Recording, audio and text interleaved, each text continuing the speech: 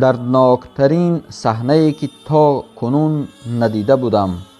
ای دنیا، روزگار با تو چی کرده که همه ای خوبی ها از تو رخت بسته اند؟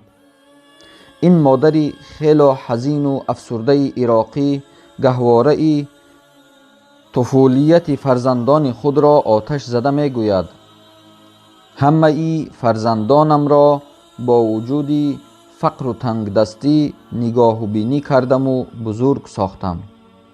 از برای سیر کردن شکم آنها برای مردم نان می پختم.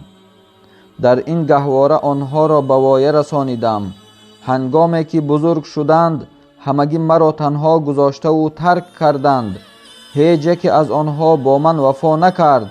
از این خاطر این گهواره را سوزانیدم، زیرا آنها وفادار نبودند. مادری که تمام فرزندانش را در همین گهواره بزرگ ساخت و آنها را تربیه نموده و به وایه رسانید، حالا آنها بزرگ شدند و زن و فرزند، ماشین و زندگی برای خود و فرزند خود هزاران دینار را خرج می کنند، اما برای مادری که جوانیش را به پای طفلیت آنها ریخت و بهار عمرش را خزان فرزند ساخت، جز تنهایی چیز باقی نماندند.